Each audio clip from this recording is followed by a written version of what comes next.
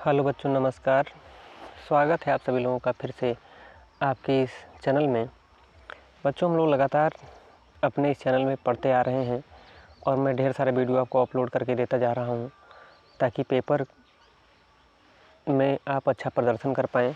ठीक है, जो भी महत्वपूर्ण टॉपिक है उसको मैं आप फिर से पढ़ा दे रहा हूँ ताकि एक बार आप अच्छे से रिवीजन कर लें, है ना। तो बच्चों, ये जो पार्ट है, इस पार्ट का नाम है मानव नेत्र तथा रंग बिरंगा संसार और ये इसका पार्ट 2 है। पार्ट 1 मैंने अपलोड कर दिया है चैनल पे। यदि आपने नहीं देखा है तो पार्ट जाके आप चैनल पे देख सकते हैं। बहुत ही अच्छे से मैंने उसमें आँख के बारे में समझाया है और इस बार हो सकता है कि आँख के बारे में प्रश्न बन जाए, संभावना भी है। तो आप वहाँ से देख के एक बार अच्छे से रिवीजन कर सकते हैं। ठीक है, तो देखिए, अब इस वीडियो में हम लोग क्या पढ़ेंगे। इस वीडियो में हम लोग आँख के बारे में कवर कर चुके हैं। ठीक है, तो इस वीडियो में हम लोग पढ़ेंगे दोष के बारे में कि आँखों से संबंधित जो दोष होता है, जैसे निकट दृष्टि दोष होता है, जरा दृष्टि दोष होता है। ठीक है, इसके बाद दूर दृष्टि दोष होता है, जिसे दीर्घ दृष्टि दोष के नाम से जानते हैं। तो इन दोषों के बारे में पढ़ेंगे। दूसरा चीज़ है, इसमें हम लोग ये भी जानेंगे कि हमारे पास आखिर दो ही आँख क्यों होती है। दिखता तो एक आँख से भी है, तो एक आँख क्यों नहीं होती है, ईश्वर ने दो आँख क्यों दिया है। तो इन सभी चीज़ों पर हम लोग चर्चा करेंगे, समझेंगे। और दृष्टि दोष बहुत ज़्यादा इंपॉर्टेंट है, पेपर में पूछ लिया जाता है। तो आइए हम लोग दृष्टि दोष को समझते हैं। ठीक है, चलिए तो समझते हैं। सबसे पहले हम लोग कि जो दृष्टि दोष होता है वो कितने प्रकार का होता है। तो खास करके आपको 2 प्रकार का, 3 प्रकार का मिलेगा।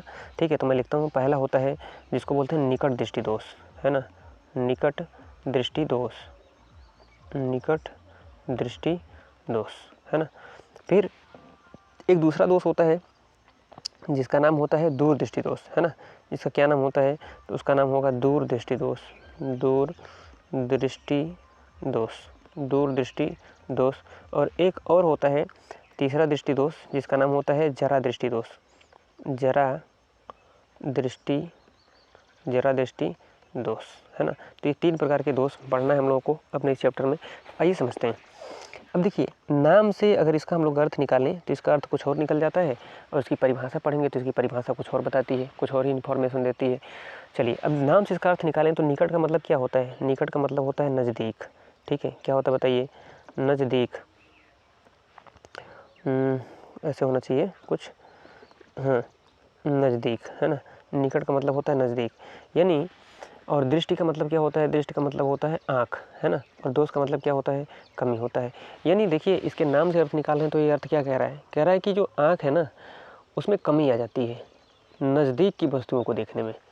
तो ये बोल रहा है नाम से अपनी परिभाषा की जो आँख है उसमें कमी आ जाती है नज़दीक की वस्तुओं को देखने में।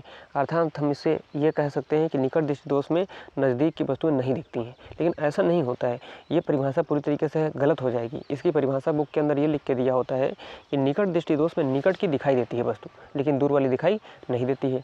ठीक है, तो अभी हम लोग समझेंगे कि आखिर नाम ऐसा क्यों रख दिया है और परिभाषा वैसा क्यों बोल रहा है। तो अभी हम लोग समझेंगे इस चीज़ को। अब दूर दृष्टि दोष में आ जाइए। इसमें भी सेम चीज़ है कि दूर का मतलब क्या होता है, दूर का मतलब होता है कि जो हमारे नज़दीक ना हो, है ना। तो वो बता रहा है दूर। और दृष्टि का मतलब क्या हो जाएगा बताइए, आँख हो जाएगा। और दोष का मतलब क्या हो जाएगा बताइए, कमी हो जाएगा। मतलब आँखों के अंदर कमी आ जाती है दूर की वस्तु को देखने में। इसके नाम से ऐसा लग रहा है, लेकिन ये भी परिभाषा अगर इस तरीके से लिख देंगे तो गलत हो जाएगा एग्जाम में। इसकी परिभाषा क्या है कि दूर वाली दिखाई देती है ना। दूर वाली स्पष्ट दिखाई देगी लेकिन निकट वाली दिखाई नहीं देगी। तो ऐसे निकट दृष्टि दोष हो गया और दूर दृष्टि दोष हो गया। अब जरा दृष्टि दोष में कुछ दूसरी चीज़ें होती हैं, उसको भी हम लोग समझेंगे। तो आइए जरा इसको समझ लेते हैं हम लोग बहुत ही अच्छे से। तो सबसे पहले हम हेडिंग लगाते हैं निकट दृष्टि दोष और आपको समझाते हैं, समझिएगा। चलिए, तो मैंने क्या बोला आपको, मैंने बोला कि निकट दृष्टि दोष में क्या होता है। तो मैंने बताया कि निकट वाले में क्या होता है कि निकट की वस्तु स्पष्ट दिखाई देती है ना। निकट वाली दिखाई देती है, लेकिन जो दूर वाली वस्तु है, जो दूर वाली वस्तु है वो दिखाई नहीं देती है। तो इसको याद रखेंगे। अब इसकी परिभाषा आप कैसे लिखेंगे, पेपर में लिखेंगे कि निकट दृष्टि दोष वह दृष्टि दोष होता है जिसमें निकट की वस्तु स्पष्ट दिखाई देती है लेकिन दूर वाली दिखाई नहीं देती है। बिल्कुल अपने नाम से उल्टी परिभाषा होती है। ठीक है, अब ये एक प्रकार की समस्या है, प्रॉब्लम है ना। तो इस समस्या को, इस प्रॉब्लम को दूर करने के लिए, ठीक है, हम क्या करते हैं, चश्मा यूज़ करते हैं। तो चश्मा लगाएंगे हम अवतल लेंस का। कौन सा लेंस का बताइए, अवतल। ठीक है, अवतल लेंस का चश्मा लगाते हैं। चलिए मैं लिख दे रहा हूँ कि जो चश्मा लगेगा वो लगेगा अवतल लेंस का। ठीक है, इस समस्या को दूर करने के लिए, और इसी को बोलते हैं निवारण। चलिए मैं यहाँ पर लिख के समझाता हूँ कि निवारण क्या है।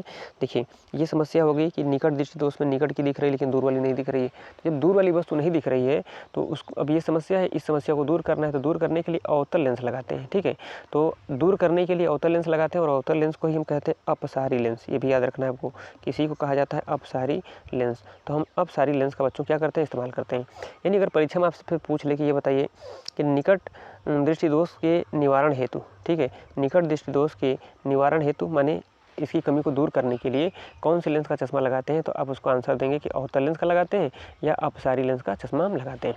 अब समझ लेते हैं कि आखिर निकट दृष्टि दोष हो कैसे गया। ठीक है, तो इस चीज़ को समझ लेते हैं। चलिए इधर आते हैं, दूसरे स्लाइड में आते हैं, जरा समझते हैं कि निकट दृष्टि दोष कैसे हो गया। देखिए, निकट दृष्टि दोष हो कैसे गया, तो यहाँ पर बताया जा रहा है हम लोगों को कि निकट दृष्टि दोष कुछ इस तरीके से होता है। कैसे होता है भाई, तो आइए इस चीज़ को ज़रा समझते हैं। यहाँ पे ये देखिए, ये बता ये रहे हैं कि निकट दृष्टि दोष जो होता है इसकी वजह से होता है। किसकी वजह से होता है, तो बोल ये रहे हैं कि लेंस की वक्रता क्या हो जाती है, अधिक हो जाती है, तब भी निकट दृष्टि दोष हो जाता है। और लेंस का जो गोलक होता है बच्चों, वो भी क्या हो जाता है बताइए, लंबा हो जाता है। ठीक है, लेंस का गोलक जो हो जाता है वो भी हो जाता है लंबा।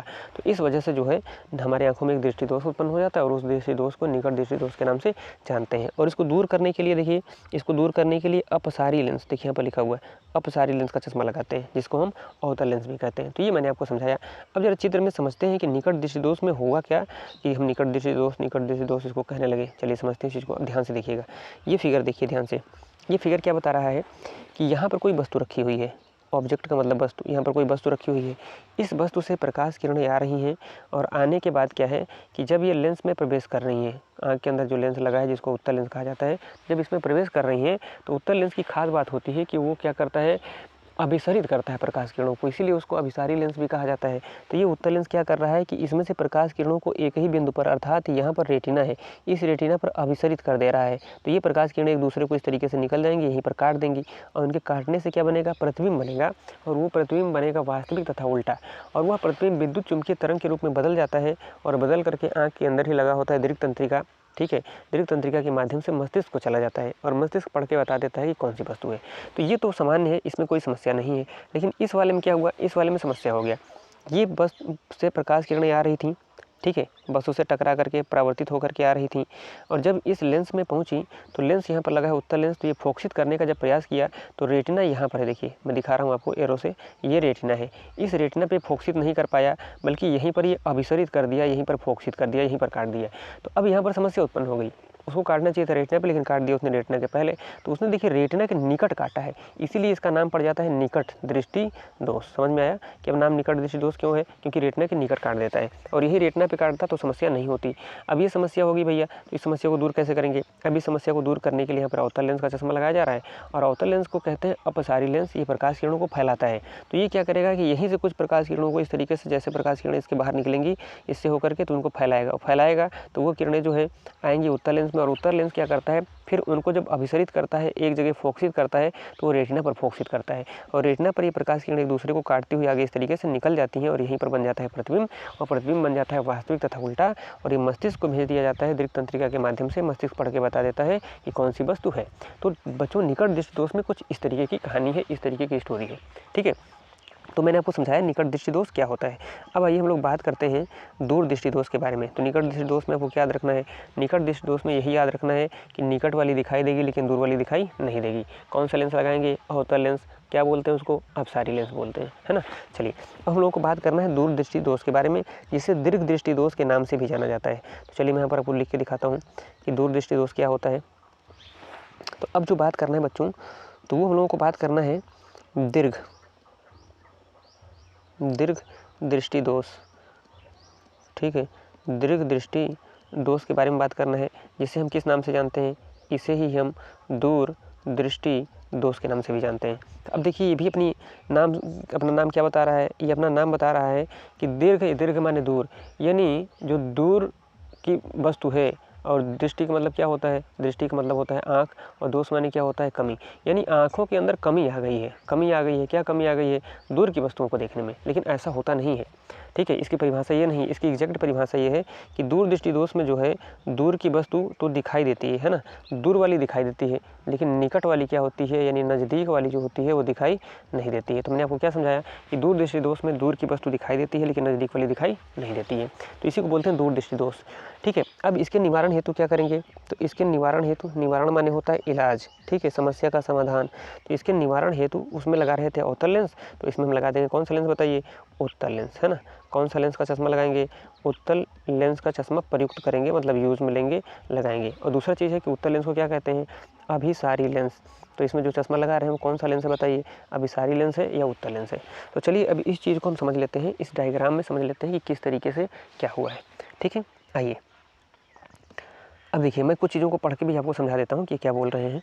ये बोल रहे हैं कि देखिए निकट दृष्टि दोष तो आपको समझा दिया हूँ, ये दूर दृष्टि दोष में बोल रहे हैं कि अगर किसी वस्तु को पढ़ने के लिए हम पास लाते हैं तो वो वस्तु पढ़ नहीं पाते हैं, उस अक्षर को हम पढ़ नहीं पाते हैं, है ना। तो उसको हमें दूर करना पड़ता है अपनी आंखों से। कितना दूर करना पड़ता है, 25 सेंटीमीटर दूर हटाना पड़ता है, तब हम उस वस्तु को आसानी से पढ़ पाते हैं। और जब 25 सेंटीमीटर दूर हटा रहे हैं तो ये जो दिक्कत हो रही है बार बार 25 सेंटीमीटर दूर हटाना, यही है दूर दृष्टि दोष, है ना। क्योंकि दूर हमने किया 25 सेंटीमीटर तो दूर की वस्तु दिखने लगी, लेकिन निकट ला रहे थे तो निकट की वस्तु नहीं दिख रही थी। तो यही समस्या है, दूर दृष्टि दोष के नाम से जानी जाती है। अब देखिए होता क्या है, ये दृष्टि दोष क्यों होता है, तो बोल रहा है कि इसमें क्या होता है कि इसमें फोकस दूरी जो होती है ना, वो फोकस दूरी अत्यधिक हो जाती है, ये याद रखना है, फोकस दूरी अत्यधिक हो जाती है। और नेत्र का गोलक जो होता है, ठीक है, वो छोटा हो जाता है, इसकी वजह से होता है। तो ये आपको दो चीज़ याद रखना है। और दूसरा चीज़ मैंने आपको क्या बताया, दूसरा चीज़ मैंने आपको बताया कि इसके निवारण हेतु हम क्या करेंगे बताइए, इसके निवारण है तो उत्तल लेंस का चश्मा लगाएंगे। देखिए लिखा भी है मैंने उत्तल लेंस, और यहाँ पर ये बोल भी रहे हैं कि अभिसारी लेंस अथवा कौन सा लेंस बताइए, उत्तल लेंस का हम क्या करेंगे, चश्मा यूज़ करेंगे। तो ये दोष क्या होगा बताइए, खत्म हो जाएगा। अब डायग्राम के माध्यम से समझते हैं कि इसमें हुआ क्या है। चलिए ये डायग्राम आपके सामने है, देखिएगा। अब हुआ ये था बच्चों कि ये हमारी आँख थी, समझिएगा, ये आँख थी, यहाँ पर ये ऑब्जेक्ट रखा है, कोई वस्तु रखा है। अब इससे प्रकाश किरण इस तरीके से जा रही परावर्तित होकर के इसमें लगा हुआ आँख में उत्तल लेंस, जिसे अभिसारी लेंस कहते हैं, इसने अभिसरित कर दिया प्रकाश किरणों को रेटिना पर, तो कोई समस्या नहीं, बस तो एकदम अच्छे से दिख रहा है। लेकिन यहाँ पर क्या हुआ, यहाँ पर हुआ ये कि अब ये प्रकाश किरण जा रही इस तरीके से, बस उसे परावर्तित होकर के, ठीक है, लेंस से आगे बढ़ी। तो लेंस को अभिसरित करना था कहाँ पर, रेटिना पर। तो लेंस रेटिना पर अभिसरित नहीं कर रहा है, रेटिना से क्या कर रहा है, दूर अभिसरित कर रहा है। इसीलिए इस दोष का नाम है दूर दृष्टि दोष। तो अब बल्कि यहाँ पर अभिसरित नहीं होना चाहिए, ये कहाँ अभिसरित होना चाहिए, ये कहीं यहाँ पर रेटिना पर अभिसरित होना चाहिए। तो इसको यहाँ पर अभिसरित करने के लिए हम क्या करेंगे, उत्तल लेंस और एक ठो रख देंगे अपने आँख के सामने, ठीक है, मतलब उत्तल लेंस का चश्मा लगा देंगे। देखिए यहाँ पर एक उत्तल लेंस आ गया, और जैसे उत्तल लेंस आ गया तो हो क्या रहा है, अब ये हो रहा है कि इस उत्तल लेंस से जब ये किरण पास कर रही है, गुजर रही है, और इस उत्तल लेंस से गुजर रही है, तो ये एक दूसरे को काट रही है, मतलब अभिसरित कर रही है, फोकसित कर रही है कहाँ पर, रेटिना पर। तो रेटिना पर एक दूसरे को इस तरीके से काट दे रही है, और यहीं पर जो प्रतिबिंब बन रहा है वो प्रतिबिंब बन रहा है वास्तविक और उल्टा, और यह प्रतिबिंब भेज दिया जा रहा है दीर्घ तंत्रिका को विद्युत चुम्बकीय तरंग के रूप में, ठीक है, और उसको पढ़ के मस्तिष्क बताता है कि कौन सी वस्तु है। मतलब ये प्रतिबिंब जाएगा दीर्घ तंत्रिका से होकर के मस्तिष्क को, और मस्तिष्क पढ़ के बताएगा कि कौन सी वस्तु है। तो इस तरीके से आंखों के अंदर दोष होता है, दूरदृष्टि दोष। और दूरदृष्टि दोष के निवारण है तो इस तरीके से हम चश्मे का उपयोग करते हैं। कौन सा चश्मा, उत्तल लेंस। अब बात कर लेते हैं बच्चों, जिस दोष के बारे में पढ़ना है उस दोष के बारे में बात कर लेते हैं।